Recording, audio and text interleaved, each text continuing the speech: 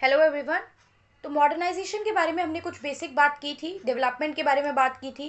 तो हम यहाँ पे पर्सपेक्टिव ऑफ मॉडर्नाइजेशन यहाँ पे डिस्कस करने वाले हैं। तो ये मॉडर्नाइजेशन के कुछ पर्सपेक्टिव हमारे पास प्रेजेंट हैं, जिनमें पहला पर्सपेक्टिव है ideal ideal typical perspective, diffusionist perspective, psychological and then Marxian. अब हम आइडल की बात करें तो आइडल टिपिकल फर्दर दो पार्ट में डिवाइड होता है, जिसमें जाता है pattern variable and historical stage. बहुत सिंपल शॉर्ट में इनके बारे में कंटेंट रखो अभी, क्योंकि एग्जाम में प्रेजेंटेशन करना है। बहुत ज़्यादा टेक्निकलिटी वाली चीज़ें याद भी नहीं रह सकती हैं अभी आप लोगों को, ठीक है। तो आइडल टिपिकल पर्सपेक्टिव में देखो, ये इधर एक्सप्लिसिटिव और इम्प्लिसिट हो सकता है। ये आउटर फैक्टर और इनर फैक्टर दोनों चीजों से क्या कर सकता है, इम्पैक्ट इस पे पड़ सकता है। इसमें हमारा जाता है पैटर्न वेरिएबल।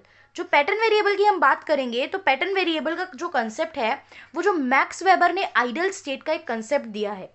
मैक्स वेबर ने आइडल स्टेट का जो कंसेप्ट दिया है उस चीज से क्या करता है, ये लिंक करता है, जिसे बाद में टैलकॉट पर्सन ने भी आगे कैरी फॉरवर्ड किया। जिसे बाद में पैटर्न वगैरह के बारे में टैलकॉट पर्सन की स्टडी से भी हमें आगे फर्दर पता चलता है। अब what is this ideal type? Ideal की बात कर रहे हो आप, आइडल स्टेट की बात कर रहे हो, वेबर ने आइडल स्टेट की बात की। तो आइडल टाइप के बारे में थोड़ी सी चीजें डिस्कस करेंगे। मतलब कोई भी जो चीज होती है या जो भी फैक्टर है उसका एक आइडल चीज होती है, बेस होता है। मतलब जैसे हम कहते हैं ना, एक आइडल, आप एक आइडल सन या एक आइडल डॉटर हो, एक आइडल बच्चे हो या नहीं, क्या क्वालिटी है, प्लस एक आइडल स्टूडेंट हो या नहीं, एक आइडल स्टूडेंट में डिसिप्लिन, पंक्चुअलिटी, ये सब कुछ चीजें। मतलब हमने कुछ आइडल चीजों के कुछ बेसिक कैरेक्टरिस्टिक्स सेट कर रखे हैं, जिस बेसिस पे हम उस पर्सन को आइडल कहते हैं। लाइक अगर हम एक आइडल टीचर की बात करें तो एक आइडल टीचर में डिसिप्लिन हो और पंक्चुअलिटी और ये सब फैक्टर्स हमें देखने को, मतलब हम एज्यूम करते हैं होने चाहिए।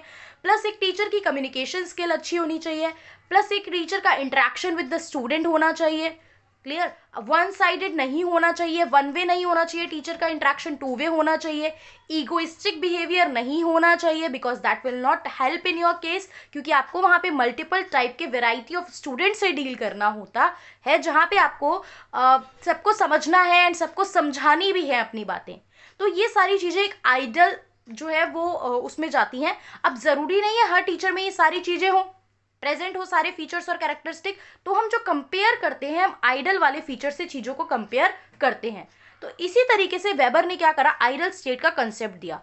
तो ये सब जो पैटर्न होते हैं ये एक आइडल बेस को लेके बात करते हैं। तो आइडल टाइप होता क्या है? आइडल टाइप एक सिस्टमैटिक कंस्ट्रक्ट है जो सर्व करता है मेजरिंग रॉड। मैंने बताया ना, मेजर करते हैं, आइडल के कुछ कुछ फीचर सेट कर लिए। अब इन आइडल के फीचर्स में से हम जो प्रेजेंट में जो है कंपैरिजन करते हैं, मेजर करते हैं कि कितनी हद तक चीजें प्रेजेंट है या नहीं है। For the researcher to learn the similarities, कितनी आइडल से मैच करती है, as well as the differences, कौन कौन सी आइडल से मैच नहीं करती हैं in the actual cases. Like अगर मैं कंपेयर करूँ, आई एम अ टीचर और आई एम अ स्टूडेंट, तो एक आइडल टीचर की क्वालिटी में से कितनी क्वालिटी मैच करेंगी मुझ में से, या एक आइडल स्टूडेंट की क्वालिटीज में से कितनी क्वालिटी मुझसे मैच करेंगी। मैच कर भी सकती हैं और बहुत सी चीजें हो सकता है मैच ना भी करें, ठीक है। ये चीज जाती है। इसके बाद जाता है हिस्टोरिकल स्टेज। हिस्टोरिकल स्टेज में हम बात करेंगे कि कंपैरेटिव हिस्टोरिकल स्टडी। देखो, हिस्टोरिकल मतलब पास्ट से related, something which is related to past. तो आप पास्ट से रिलेटेड जो भी चीजें हैं, लाइक पॉलिटिकल मॉडर्नाइजेशन वगैरह को लेके जो बातें चल रही थी वेस्ट पॉलिटीज में, वो आप प्रॉपर उसका कंपैरेटिव हिस्टोरिकल एनालिसिस करके चलोगे। यहाँ पे ग्रोथ इन पॉलिटिकल पार्टिसिपेशन की भी बात की गई, जो कि कुछ 5 स्टेजेस में डिवाइड की गई। जो 5 स्टेजेस हम इन सारे पर्सपेक्टिव को पढ़ने के बाद में देखेंगे। अब इसमें जो आगे हम देखते हैं, नेक्स्ट जो आता है वो आता है डिफ्यूजनिस्ट पर्सपेक्टिव। डिफ्यूजन क्या होता है? डिफ्यूजन होता है बेसिकली आप एक जगह से चीजें डिफ्यूज होके आगे मूव कर रही हैं।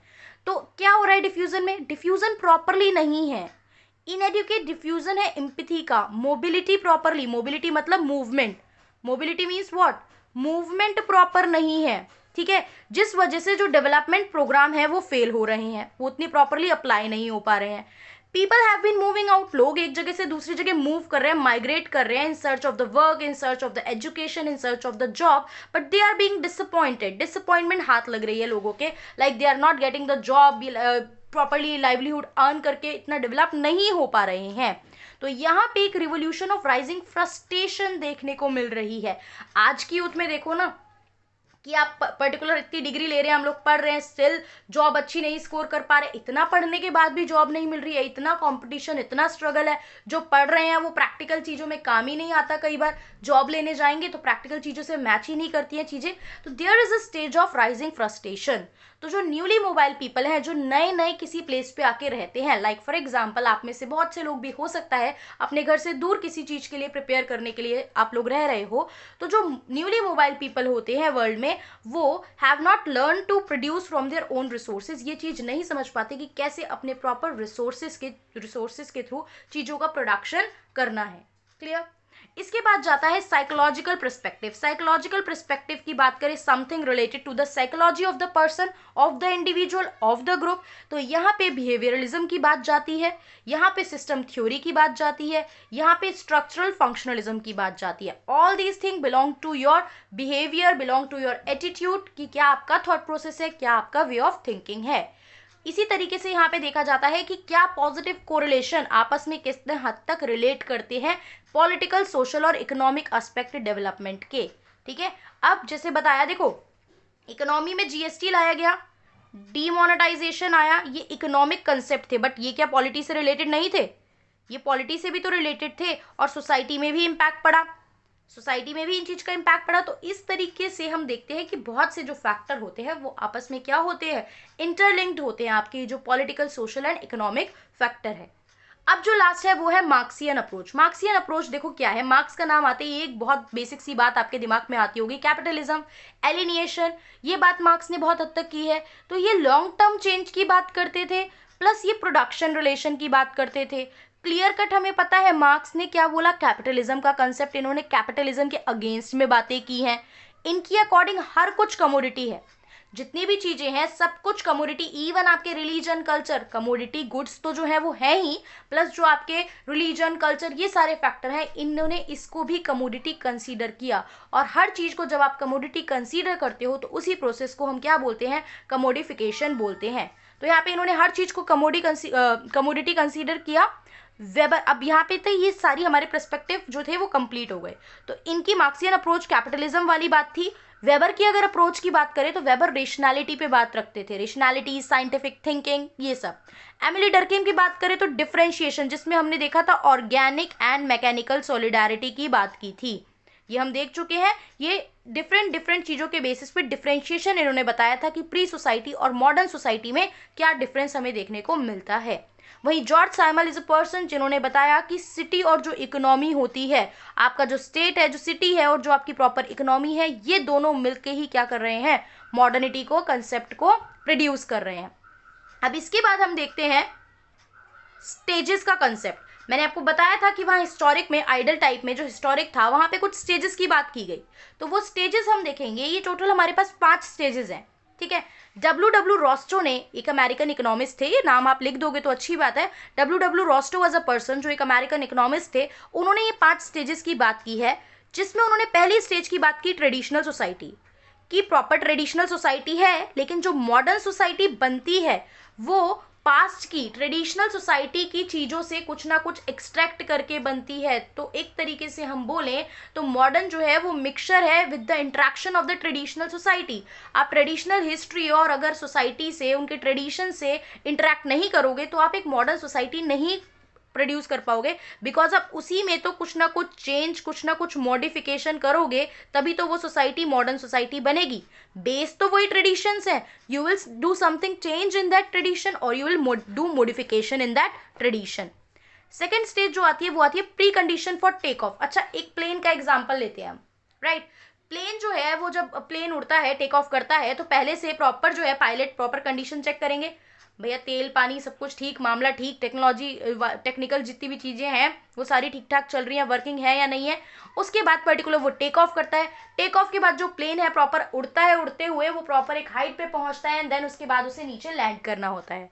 तो ये जो प्रोसेस होता है कि पहले आपने यहाँ पे, आप लैंड पे हो, आपने तैयारी करी, तैयारी के बाद आपने टेक ऑफ करा, फिर आप एक हाइट पे पहुंचे, एंड देन मतलब आप उड़ रहे हो, एक प्रॉपर हाइट पे पहुंचो, और उसके बाद देन आप प्रॉपर नीचे आना स्टार्ट करो। तो काइंड ऑफ ऐसे स्ट्रक्चर बन सकता है, काइंड ऑफ स्ट्रक्चर बन सकता है कुछ इस तरीके से कि आप हाइट पे भी पहुंच रहे हो एक जगह पे। आपने पहले कंडीशन चेक करी, इसको हम कहते हैं इवोल्यूशनरी पोटेंशियल। आप यहाँ पे चेक करते हो कि क्या क्या पोटेंशियल है, क्या क्या चीजें हैं जिससे क्या हो सकते हैं, हम इवॉल्व हो सकते हैं। तो टेक ऑफ से पहले सारी कंडीशन चेक करो, मार्केट वगैरह में क्या क्या चीजें हैं, क्या क्या हमारे पास अपॉर्चुनिटीज है, ये सब चीजें चेक करो। उसके बाद टेक ऑफ कर जाओ जी। टेक ऑफ करोगे तो टेक ऑफ में यहाँ पे आपका एक्सपीरियंस जो है ऑलरेडी, जो हाईली डेवलप्ड पॉलिटीज का एक्सपीरियंस है सिस्टम डेवलपमेंट प्रॉब्लम को लेके, उसके बेसिस पे मतलब जो भी उन्होंने अपने क्राइसिस के बारे में, प्रॉब्लम के बारे में बात की है, वो चीज यहाँ पे आएंगी। प्लस इंडस्ट्रियलाइजेशन का कंसेप्ट हमें यहाँ टेक ऑफ में देखने को मिलेगा।